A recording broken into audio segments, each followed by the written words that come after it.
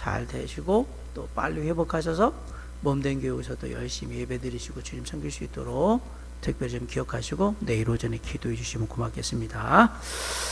자, 저희가 성경 맥잡기 구약도 이제 막바지로 가고 있습니다. 제가 신약의 예수님의 행적과 그 생애에 대한 공과를 다시 또 작업을 하고 있거든요. 편집을 약간씩 하고 있는데 그 얘기는 뭐냐면 우리가 끝날 때가 머지 않았다. 물론 뭐 좀 남아있긴 하지만 금방금방 나가거든요. 이 뒤쪽은 기억하시고 마지막까지 우리가 10개 시대 잘 준비하고 또 배워서 구약을 이해하는데 특별히 성경을 이해하는데 도움이 될 수 있길 바랍니다. 자, 우리 이제 오늘 포로귀환 시대 두 번째 편을 할 건데요. 그러기 전에 성경 구약에 나와 있는 10개의 시대로 우리가 구분을 한다고 했습니다. 창조시대부터 10개의 시대 한번 읽어보겠습니다. 시작! 창조시대, 족장시대,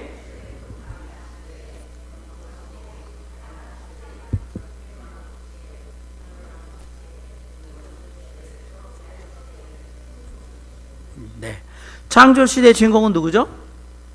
아담. 주요 활동 무대는 에덴 동산. 줄거리합니다. 하나님께서 지으신 이 아름다운 세상을 시작.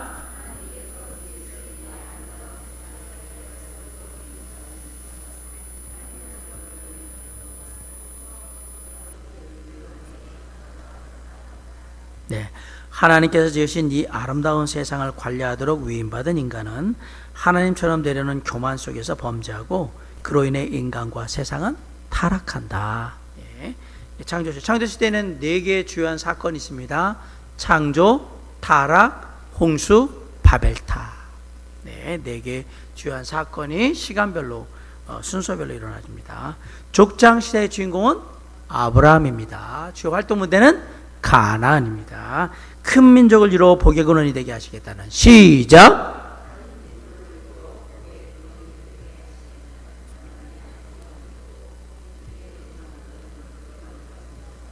네. 큰 민족을 이루어 복의 근원이 되게 하시겠다는 하나님의 약속을 믿고 믿음의 조상들은 역경을 헤치며 살아간다. 자, 족장시대는 4명의 주요한 족장이 있잖아요. 아브라함, 믿음의 조상 아브라함, 이삭, 자, 언약의 중검다리인 이삭, 세 번째는 끈질긴 신앙인 야곱, 하나님이 세우신 하나님의 사람, 예비된 자 요셉, 이렇게 아브라함, 이삭, 야곱, 요셉, 이렇게 4명의 족장이 등장을 합니다. 자, 출애굽 광야 시대의 주인공은 누굽니까? 모세입니다. 주요 활동 무대는 애굽과 광야입니다. 애굽 광야. 조상들과의 언약을 기억하시고 줄거리 시작.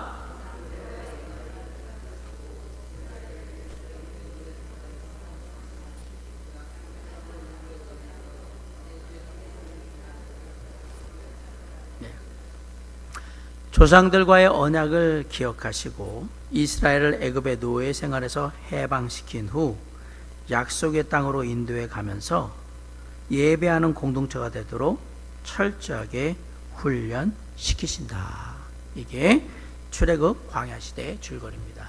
출애굽 광야시대에는 4개의 주요한 사건이 있습니다. 첫째는 출애굽을 하는 거고요. 출애굽을 해서 저 밑에 시내산으로 가잖아요. 시내산 훈련을 합니다. 그 다음에 시내산에 훈련됐으니까 이제 한번 가나안 들어가 볼까? 그래서 가데스 바네에 가서 정탐을 하죠. 그런데 여기에 12명의 정탐꾼 중에 10명은 부정적인 보고를 하고 2명은 여호수아와 갈렙만 들어가도 됩니다 라고 해서 불신앙을 보여요. 거기가 불신앙이고요. 그래서 어떻게 해요? 하나님께서 불신앙의 세대는 가나안 땅, 약속의 땅, 믿음의 땅, 하나님의 축복의 땅에 들어가는 것이 합당하지 못하다 생각하셔서 40년간 재훈련. 40년간, 말이 40년간의 재훈련이지 그거는 불신앙의 세대를 다 죽으라고 하는 얘기거든요. 늘 제가 가르치지만 니네 죽어야 들어간다. 나는 끈질기게 살고 싶은데 너희는 죽어야 돼. 죽어야 들어간다. 가만히 생각해 보세요. 40년간의 재훈련, 사실 40년은 아니거든요. 38년 정도를 뺑뺑이를 도는데 20살 이상 된 사람들 21하면 38년이면 몇 살이에요? 거의 60이잖아요. 그냥 60. 사실 젊은 나이거든요. 다 죽어야 되는 거예요. 거기까지가 그냥 끝이에요. 끝. 참 하나님이 어떤 때 보면 정말 예외가 없어요. 예외가. 그러니까 은혜를 줄 때 은혜임을 알고 감사하고 살아야지. 그러지 못하면 그 은혜가 끝날 때에는 남는 게 율법밖에 없습니다. 자, 정복시대의 주인공은 누굽니까? 여호수아. 주요 활동 무대는 가나안 정복시대니까 가나안. 모세의 뒤를 이어 시작.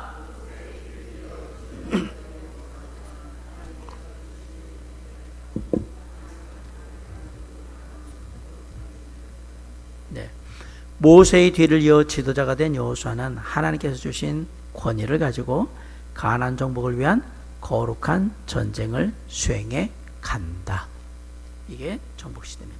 정복시대에는 4개의 주요한 사건이 있습니다. 자, 제일 먼저 정복을 할 때 맞더니 여리고 점령, 그 다음에 아이성 사건, 그 다음에 가나안 전역을 정복, 그 다음에 12지파의 기업을 분배.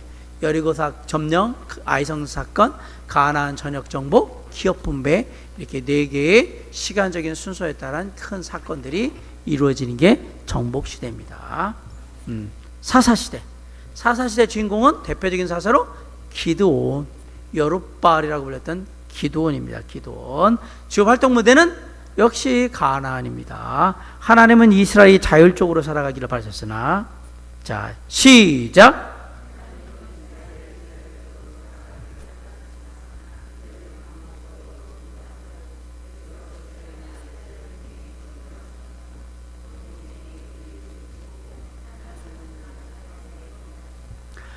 하나님은 이스라엘이 자율적으로 살아가기를 바라셨으나 그들은 반복적으로 범죄하고 그래서 주변의 압제들을 통해 징벌하시면 고통 중에 그들이 부르짖고 하나님은 사사를 통해 구원하신다. 자, 사사시대는 3개의 주요한 개념이 있습니다. 첫째는 악순환. 죄의 악순환을 끊어내고 구원하는 사람을 누구라고 그래요? 사사. 사사가 그렇게 하는 것을 보면서 인간은 계속해서 죄를 반복하는 그러한 불완전하고 죄악된 존재다라는 죄인의 실상, 이게 사사시대를 알 수 있는 3가지 주요한 개념이라고 얘기를 했습니다. 악순환, 사사, 죄인의 실상, 이렇게 되어 있습니다. 자, 사사시대를 건너와서 이제 통일왕국 시대로 들어갑니다. 통일왕국 시대의 대표적인 왕은 다윗입니다. 요즘 저희가 다윗을 보고 있죠. 지난주에 우리 다윗과 골리앗도 봤는데 이번 주에도 다윗을 볼 거예요. 통일왕국 시대를 지나갑니다. 자, 주요 활동 무대는 이스라엘. 이제 왕국부터는 가나안이라고 부르지 않고 이스라엘이라고 부릅니다. 이스라엘이라는 왕국의 명칭은 어디서부터 온 거죠? 어디서 왔죠? 이스라엘이라는 왕국의 나라의 이름은 어디서부터 왔냐고요? 아니, 야곱으로부터 왔잖아요. 내가 너를 이스라엘이라 하리라. 왜 야곱한테, 왜 아브라함한테 이스라엘이라고 안 하고 야곱한테 이스라엘이라고 했을까요?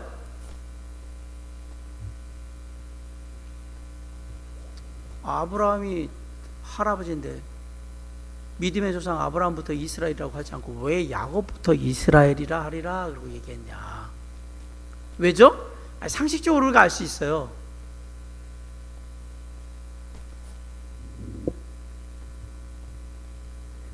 그렇죠. 야곱의 아들들이 12지파를 이루기 때문에 그때부터 이스라엘은 12지파로 이루어진다. 이래서 야곱부터 이스라엘이라고 얘기한 거예요.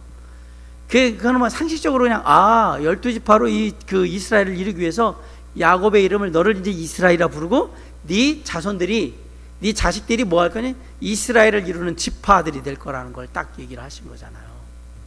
놀랍게도 그래서 그 이름으로 언제 나라가 서지냐? 사울왕이 지나서 사실 다윗 이렇게 들어오면서 이때 통일왕국 시대 이스라엘 이렇게 된 겁니다. 자, 여기는 3명의 주요 왕이 있죠. 통일왕국 시대에는 사울왕, 다윗왕, 솔로몬왕, 이렇게 사울, 다윗, 솔로몬 이렇게 3명의 왕이 있습니다.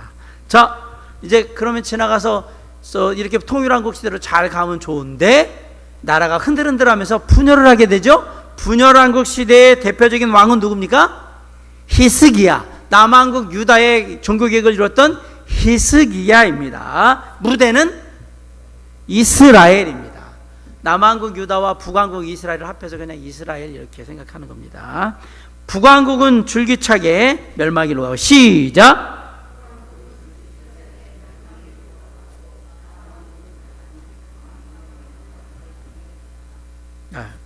어제 통일왕국 시대에 줄거리를 안 했구나, 그죠? 하나님의 마지못한 허락하에 주변 국가처럼 이스라엘도 왕정체제로 넘어갔는데 하나님의 마음에 합한 왕 다윗에 의해 국가가 번영하나 솔로몬의 우상 숭배로 분열의 위기에 봉착한다, 이 얘기입니다. 자, 분열왕국 시대에 백성들은 줄기차게, 북왕국은 줄기차게 멸망에 이른다 가고 남왕국은 갈팡질팡하며 멸망을 향해 갔다. 분열왕국 시대에 세 가지 주요한 개념이 있습니다. 첫째는 왜 나라가 왕국이 분열됐을까? 왕국 분열의 이유. 그 다음에 북왕국 이스라엘, 북이스라엘, 남왕국 유다, 이렇게 세 개로 나뉩니다. 왕국 분열의 이유는 우상 숭배가 가장 크고요. 그래서 사마리아 중심으로 위쪽은 북왕국 이스라엘이 자리 잡고 남쪽은 유다 지파를 중심으로 남왕국 유다가 세워지게 되는 겁니다. 자, 포로 시대 주인공은 다니엘, 주요 활동 무대는 바벨론입니다. 다니엘이 있는 여기는 바벨론입니다. 유다 백성들은 영적 타락의 결과, 시작.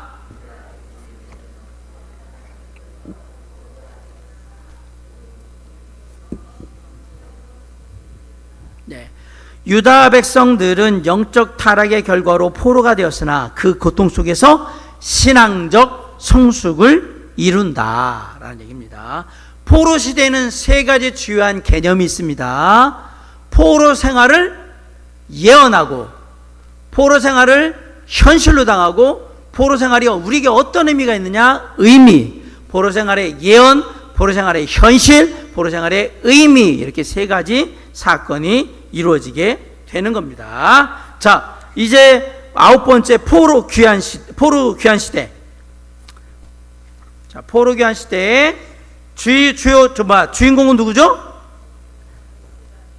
네, 에스라와 느헤미야. 사실 세 명이죠. 스룹바벨, 에스라, 느헤미야 이렇게 해야 되는데 스룹바벨보다는 에스라와 느헤미야가 갖고 있는 존재감이 너무 크기 때문에 그냥 두 명만, 에스라, 느헤미야. 주요 활동 무대는 예루살렘입니다. 예루살렘에서 다 이루어지고 있거든요, 모든 일들이. 고레세 칙령에 의해, 시작.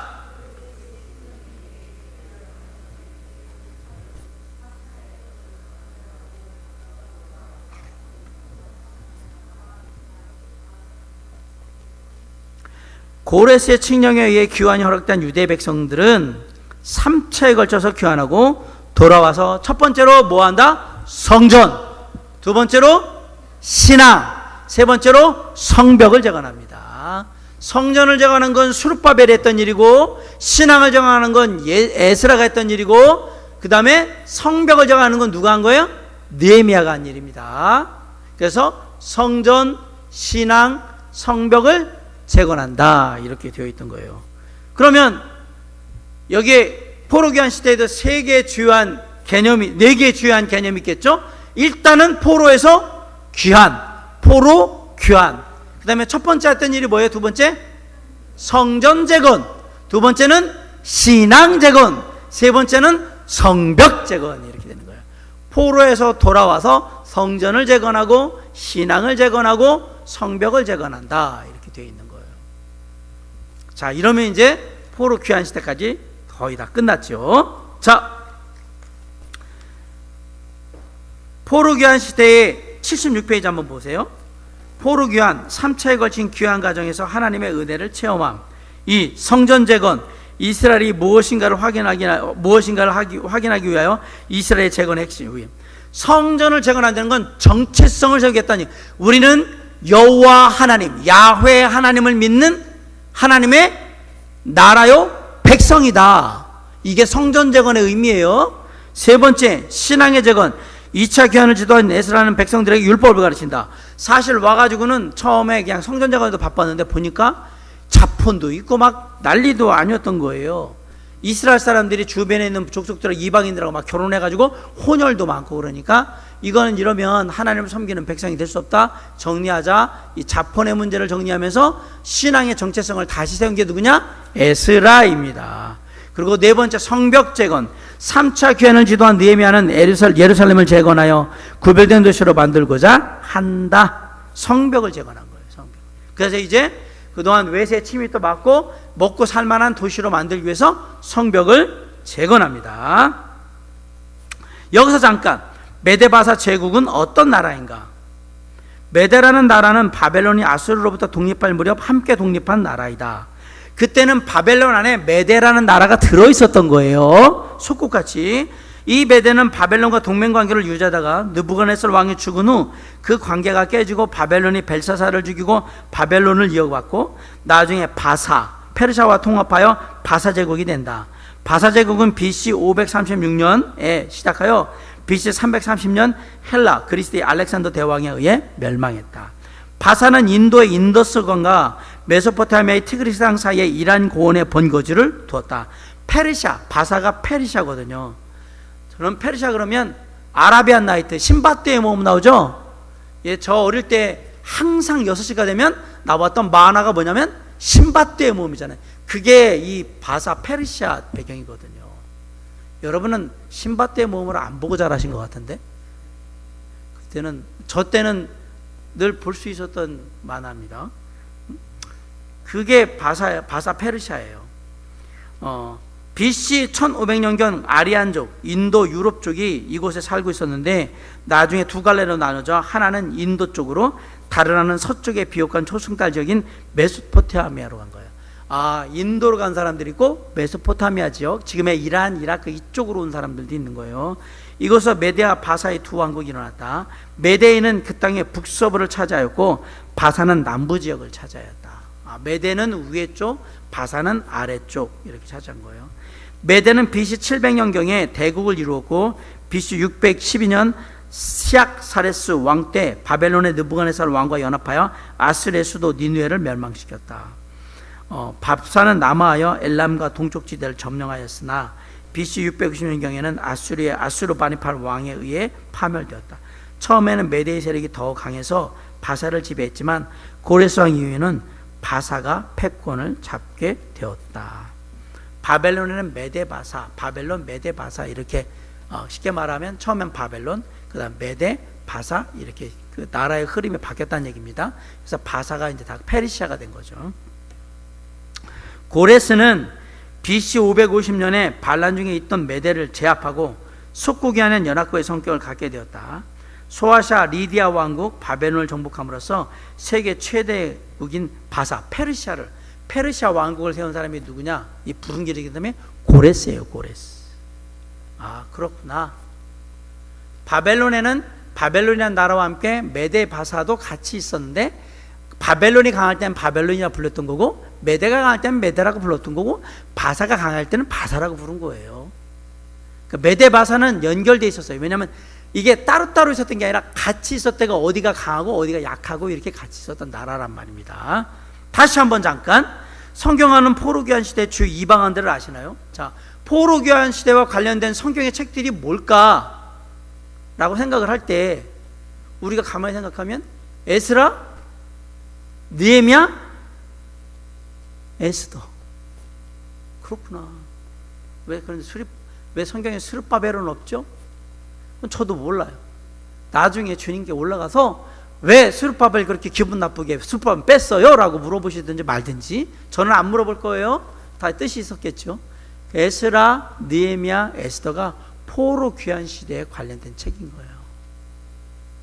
그렇구나.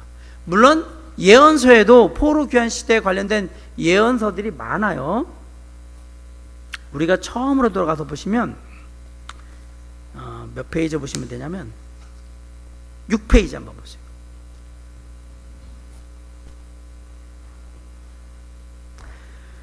(6페이지에) 연대기적으로 본 구약성경 보면 포로교환 시대에 느헤미야, 에스라, 에스더가 있고요. 시간은 없고 예언서에 보면 말라에 학개스가랴 말라기 예.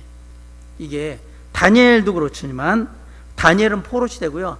학개스가랴 말라기가 포로 귀환 시대에 관련된 예언서구나. 그러면 한 책이 지금 한 6권 정도 되네요. 자, 일단은 주요 이방원 등을 다시 오셔서 79페이지 쪽으로 오셔서 1번 다리오 들어봤죠? 성경에서? 그래서 그냥 친근하잖아요. 다리오 들어봤는데 다리오 왕 메데인이며 고레스의 외삼촌이다. 고레스가 바벨론을 정복하자 정복 왕국의 초대 왕이 되었다. 성경에서 다리오에 대한 기사는 다니엘서 6장에 나온다. 다니엘서에 나오는 그 왕이 다리오 왕이었구나. 6장에. 다리오 들어봤는데 다니엘서에 나오지. 네, 그냥 참고로 알고 계세요. 이거 다 외우실 필요는 없어요. 고레스, 다리오 다음에 바사의 왕이 되어 그의 왕조를 이어나간다. 아케메네스 왕조라고 해요. 세계사에는 아케메네스 왕조라고 합니다. 바벨론을 정복하기 전인 BC 559년 바사의 왕이었으며 다리오가 죽은 후 BC 536년에 세력계 왕으로 등장한다. 성경에서는 이때를 고레스 원년으로 말한다. 에스라 1장 1절에 보면 고레스는 왕이 되자 바벨론에 사로잡혀갔던 유대의 포로들에게 귀환하라는 칙령을 내렸는데 이는 예레미야에게 임한 하나님의 말씀을 이루기 위함이었다. 유대 포로들 귀환, 바벨론 정복 후에는 바벨론 제국의 계승자로 자신을 제시함. 세계사에는 고레스 2세 또는 고레스 대왕으로 나와요. 세계사에도 고레스 대왕이 있습니다. 성경은 정확하게 그 시대가 언제라고 딱 얘기를 하고 있는 거예요. 고레스가 이 바사의 그 왕이구나. 그래가지고 포로들 돌아가라고 얘기했던 그 왕이 고레스 왕 원년에 고레스 칙령으로 그러잖아요. 그 고레스가 이 고레스예요. 예. 세 번째 아하수에로. 아하수에로도 많이 들어봤는데 수룹바벨 인도하에 진행된 1차 포로 귀환 후에 이루어진 성전 재건 공사를 그 땅의 이방인들이 방해했을 당시에 바사 왕이다.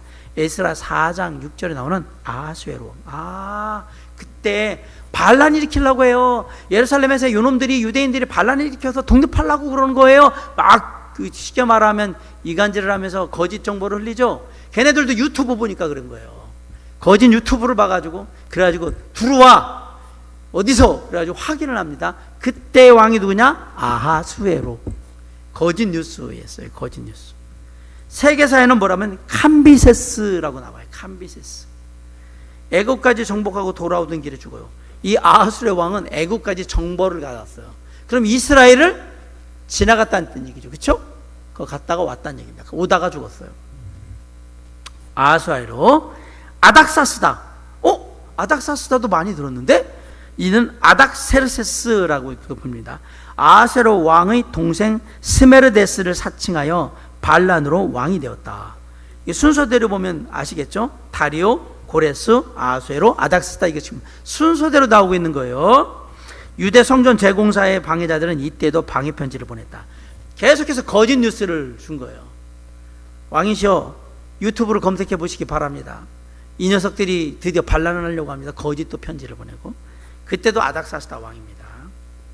자, 5. 다리오 1세, 다리우스 1세, 다리오 대왕, 다리우스 히스타페스. 에스라 4장 5장 느헤미야 12장 나와. 고레스의 삼촌 분봉왕 다리오와 동명이인입니다. 같은 사람 아닙니다. 귀족들의 추대로 왕이 되었고요. 다리오 1세는 바사의 영광의 극치를 보여주기도 하였으나 동시에 바사의 쇠퇴의 길을 걸었다. 고레스 칙령에 따라 성전 건축을 승인함. 다리오 왕 때 성전 재건이 완료된다. 인도 북서부 정벌을 했고요. 소아시아 정벌을 했고 소아시아에서 살던 이오니아인들의 반란 진압했고요. 그리스 본토를 침략하려다가 마라톤 전쟁에서 패합니다. 그렇구나. 그게 다리오입니다. 다리오도 나오네. 또 6. 아하수에로. 아하수에로가 또 나오네요. 성경에는 이름이 똑같은 사람이 많습니다. 철수가 우리나라에 한 명만 철수가 아니에요. 김철수, 이철수, 박철수, 홍철수, 노철수, 철수 많아요. 똑같습니다. 아하수에로라는 왕은 여럿이 있습니다. 자, 아하수에로 크세르크스 1세예요. 아하수에로 크세르크스 1세. 그리스를 침략하려다 주기 7년째 되던 해 살라미스 해전에서 패합니다. 이 왕이 바로 유대인 왕후 에스더에게 기회를 준 아하수에로 왕이에요. 아, 이왕이요. 뭔가 좀 친근하잖아요. 에스더 그러니까 아, 이왕 이렇게 딱 친근하게 오잖아요. 사람이 참 그래요. 모르는 사람인데 이름을 알고 있다는 것으로 해서 이렇게 친근감을 느끼고 있잖아요. 아, 예, 이 사람이 에스더 왕이었구나. 왕비 에스더의 왕이었구나. 아스레가 이왕이에요. 살라미스 해전에서 패합니다.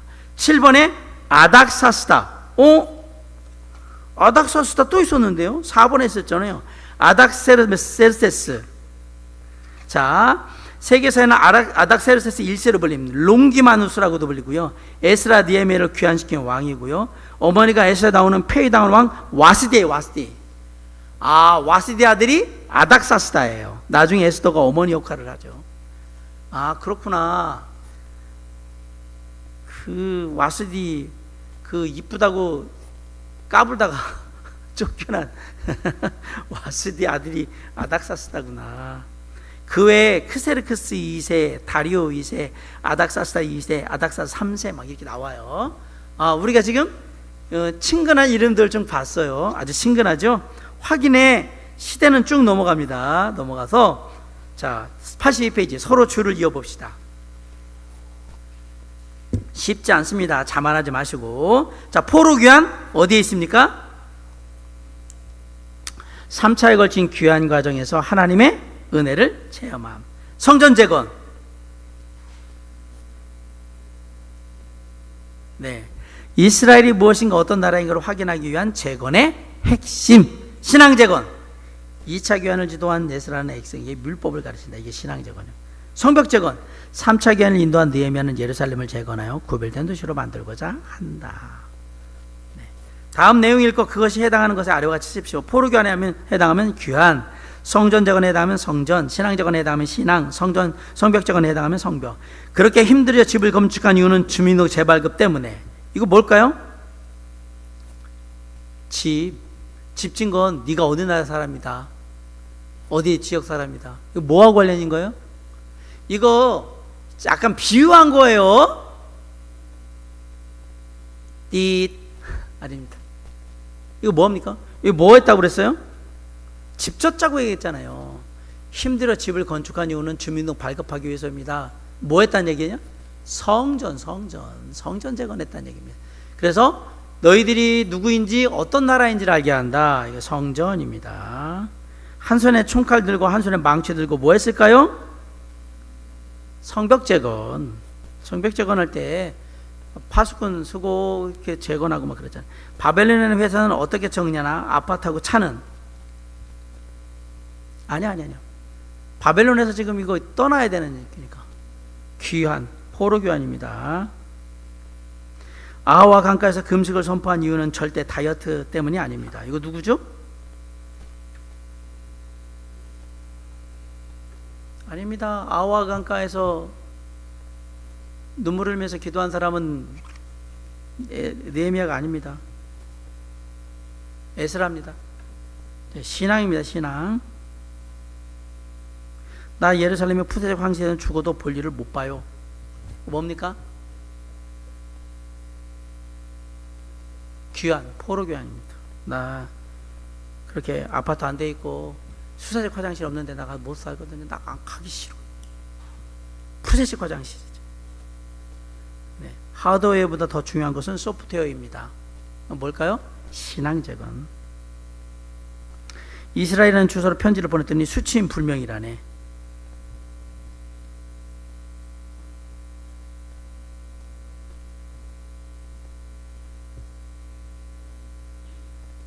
자, 이거는 어떻게 생각하느냐에 좀 다를 수 있는데, 이스라엘은 나라에다가 주소를 편지를 보냈더니 수치인이 불명이었다라는 것들이 성전 재건하고도 관련이 있어요. 나라가 지금 세워지지 않은 상태니까 성전 재건하고 관련되어지고요. 또 하나는 가다 보니까 자꾸 지금 없어지는 거잖아요. 제대로 된 그 지금 터전이 안 돼 있다는 얘기니까 성벽 재건도 돼요. 그래서 두 개 다 그냥 어떻게 보냐에 따라 될 수도 있을 것 같은데, 저 개인적으로는 이거는 성벽 재건에 좀 더 가깝지 않을까라는 생각이 그냥 봅니다. 둘 다 상관없습니다. 3번이나 같이 가자고 해서 돌아오긴 했는데, 네, 포로 귀환. 잡채도 좋고 잡탕밥도 좋지만 자포는 안 됩니다. 신앙, 네, 이 자본의 문제입니다. 남은 것은 그것밖에 없었다. 아니에요. 가봤더니 그것밖에 없었어요. 성벽. 같이 술 마시는 사람이 유대 총독으로 부임한다는데, 그 누굽니까? 술 마시는 사람 누구예요? 느헤미야잖아요. 예, 성벽 재건. 약간 말을 바꿔서 약간 비유해 놓으시면 아주 찾지를 못하시네. 예, 그냥 여기 의미가 그렇다 이 얘기입니다. 얘도 여러분이 즐겁게 하기 위해서 만들어 놓으니까. 지도에서 지명을 확인하시고 사건의 흐름도 살펴보십시오. 지명 수산성. 여러분 지도 보시면 여기 저기 지도 보세요. 저기 지도. 여기는 아마 뜨지 못할 거예요. 바벨론 포로와 귀환도에 보면 수산이 나오죠? 노량진 수산시장 아니에요. 수산성이에요. 바벨론의 여름 하계 왕궁이 수산에 있었던 거예요. 이게 남해 수산인지 동해 수산인지 서해 수산인지 잘 모르겠고요. 아무튼 수산성이에요. 수산이에요. 수산. 처음 나옵니다만 에스라고 혹시 아시는지. 예, 에스더가 가가지고 왕이시여 유대인들을 살려주세요. 이게 수산성에서 있었던 일이고. 자, 바벨론 강변. 바벨론 나오죠, 그죠? 예, 보시면 수산에서 쭉 올라오면 님불, 바벨론 이렇게 돼 있잖아요. 요즘 여기 바벨론. 옛날에 그냥 그 갈대아 우르 생각하시면 됩니다. 예, 그런 쪽으로. 그 밑에 보시면 갈대아 우르 있죠? 요 지역이 다 바벨론이 지역이에요.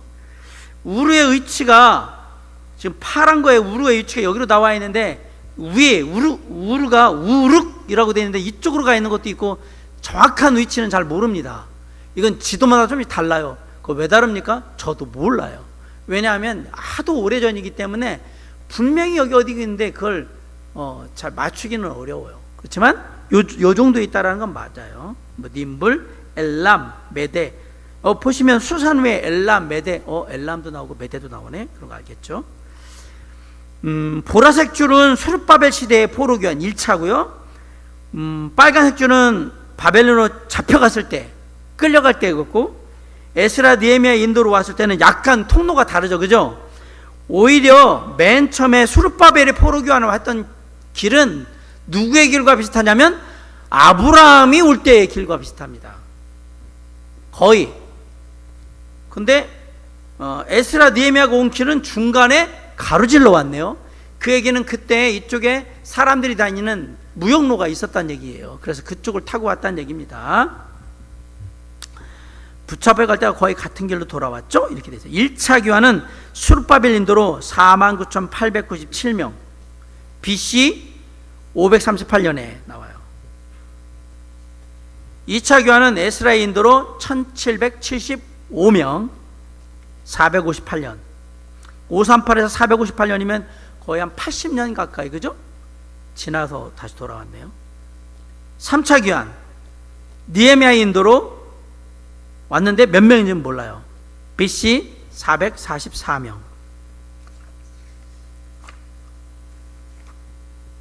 느헤미야 인도로 왔을 때 몇 명이 왔다고는 안 돼 있지만 아마 그래도 꽤 온 거로 되어 있습니다. 제가 한번 다시 한번 확인해 볼게요. 포로교환은 95,000명 정도 들어온 거로 되어 있으니까 5만 명, 이렇게 봐서는 한 4만 명 정도. 4만 명 정도 들어왔다라고 생각하시면 될 거예요. 4만 명이 넘게 마지막 3차에 들어왔다. 전체 온 인구는 95,000명 정도가 3차에 걸쳐서 귀환한 거로 되어 있어요. 그러니까 여기는 4만 명 정도 될 겁니다. BC 444년 느헤미야 1장 1절에서 13장에 나옵니다. 제가 2차 귀환에 왜 사람들이 적으냐라고 얘기를 했었죠. 그리고 잘 보세요. 1차 귀환에서 2차 귀환까지는 한 80년 정도의 텀이 있었어요. 그 다음에 2차 귀환에서 3차 귀환까지는 시간의 텀이 별로 없어요. 그렇죠? 거의 14년 정도? 그 정도밖에 없어요. 그럼 왜 1차에서 2차로 귀환할 때 텀이 생겼을까? 왜 그랬을까요?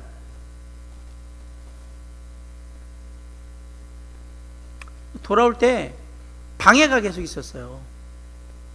느헤미야 때도 그렇지만 그때도 자꾸 반란 일으키고 얘네 독립하려고 그래요. 가짜 뉴스를 계속 유튜브로 그냥 하다 보니까 그래가지고 그만 둬, 잠깐 쉬어, 하지마, 얘기할 때까지 가만 놔둬, 이렇게 해가지고 시간이 막 가버렸어. 그러다 보니까 어려웠던 거예요. 느헤미야도 아시면 도비아나 산발락 같은 그런 외부 아라비아 쪽 족속들이 방해를 하잖아요.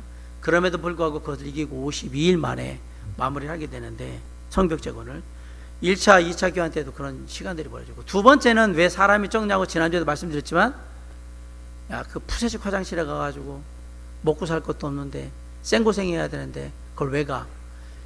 처음에 갈 때는 좋았는데 가고자 했던 사람들은 제가 전에도 말씀드렸지만 이스라엘에서 어릴 때 왔던 사람들, 이런 사람들 중에서 돌아갔겠죠. 근데 그들에게 들려오는 소식이 뭐예요? 야, 여기 오지 마, 여기 죽음이야, 진짜 생고생이야, 안 돼. 연락을 받으면 가기가 싫은 거죠. 그리고 바벨론에서 태어난 사람들은 아무리 이스라엘 백성들을 할지라도 바벨론 사람과 같기 때문에, 원래 그런 데 살았기 때문에 그런 좋은 데를 버리고, 누가 강남을 버리고 저기 시골 어디라고 또 얘기하면 또 지역 비하라고 얘기할 거니까 어디라고 얘기 안 해요? 서울의 강남에 서초동, 송파, 서초, 강남에 살다가 누가 오겠어요? 거기서 잘 먹고 잘 살고 있는데, 거기 직장도 다 있는데 누가 오겠냔 말이에요. 바벨론이 그때 정말 잘 살기 좋은 나라인데 안 와요. 그래서 1775명만 따로. 그러니까 이때 온 사람들은 진짜 대단한 사람들이죠. 그 모든 사실을 다 알고 온 사람들이고, 마지막에 느헤미야의 인도로 왔을 때에는 느헤미야가 아시겠지만 나름 바벨론에서는 느헤미야라는 사람이 있는데 그 사람이 우리 유대인이래. 근데 뭐예요? 술 맡은 관원이에요. 되게 높은 자리잖아요. 제가 그냥 대통령 비서실장 같은 사람입니다라고 얘기했잖아요. 유대인들은 다 알고 있겠죠. 누가? 느헤미야가 아주 고위 관직에 있는 사람이라고. 그리고 왕이 총회하는 그러한 신하라는 것도 다 알고 있어요. 그런데 그 느헤미야가 뭐 하는 거예요?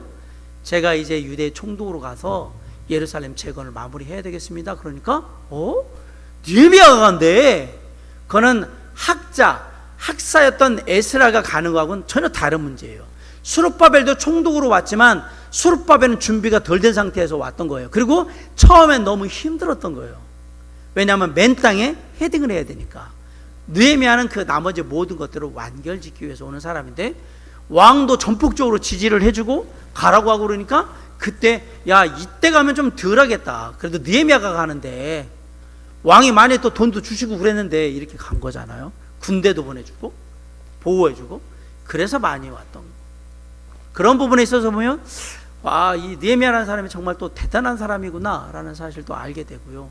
그리고 느헤미야가 항상 마음속에 예루살렘을 얘기를 들으면서 내 마음이 찢어질 것 같다고, 내가 여기서 이렇게 잘 먹고 잘 사는 게 정말로 이게 할 일이 아니라고 생각. 그래서 가는 거잖아요. 제가 이스라엘 예루살렘을 재건하기를 원합니다. 그랬더니 네가 왜 가야 되는데? 아니요, 저에게 우리 하나님이 얘기하셔서 가는 거예요. 그래서 이제 가는 거죠. 그런 걸 보면 느헤미야는 정말 투철한 하나님의 사람으로 사명감을 갖고 있었다라는 사실들을 알게 됩니다. 여기에 있는 수룹바벨이나 에스라, 느헤미야는 하나님의 부름을 받고 쉽게 말하면 좋은 자리 다 내챙겨주고 간 사람들입니다. 우리가 삶에서 이런 안락한 그리고 보장된 자리를 버리고 하나님의 일을 하고 그 뜻을 이룬다라는 사실은 어려운 겁니다. 제가 말씀드렸잖아요. 1775명만 따라가는 건 푸세식 화장실에 집도 잘 안 돼 있는데 내가 왜 가? 안 가죠. 그게 사람의 본성이기 때문에 그렇습니다. 그럼에도 불구하고 이들은 사명감을 갖고 하나님의 부르심에 따라서 갔고 결국은 이스라엘을 다시 세우는 일을 하게 된다는 사실입니다. 오늘 포로교환 시대를 마무리하면서 다시 한번 생각해 봅니다. 지난한 역사 속에서 그것이 다시 돌아오지만, 그것이 하나님의 약속 가운데 돌아오지만, 돌아왔을 때 그들은요, 옛날에 있던 그대로를 받은 게 아니라요, 다 망가진 걸 다시 세워야 돼요. 잘 생각해 보시면 포로로 안 끌려가는 게 최선인 거죠. 왜? 끌려갔다 오면 여기가 완전히 다 망가져 있는 거예요. 우리 인생도 마찬가지예요. 우리 신앙도 마찬가지라는 얘기예요. 우리가 악한 영 사단마귀의 꿰매 빠져가지고 하나님의 품을 벗어나자? 그러면 내가 가진 모든 것들은 다 망가지는 거예요. 그리고 다시 돌아온다? 세우는 게 참 어려워요. 그래서 항상 누구 안에 머물라? 주님 안에 머물라고, 하나님 안에 머물라. 그게 제일 좋은 거다. 사실 포로기 안에 교훈? 네, 안 끌려가는 게 좋다. 돌아올 때 너무 힘들다. 와서는 진짜 고생에 몇 배 고생을 해야 한다. 그래도 세우기가 힘들다. 바꿔 얘기하면 신앙적으로는 악한 세력에 포로로 끌려가는 일은 절대 당하면 안 된다. 그건 다 망가지는 일이기 때문에. 그 역사가 주는 교훈이 아닐까 생각하면서 단 한순간도 사단마귀의 꾀임에 빠져 우리의 인생이 그냥 악한 가운데, 죄악 가운데 질질 끌려다니면서 그렇게 망가지는 일이 없도록 주님께서 성령 하나님 통해서 우리를 보호하시고 이끄시며 우리에게 힘을 주시고 은혜를 허락하시기를 주님의 이름으로 간절히 축원합니다. 기도하시겠습니다.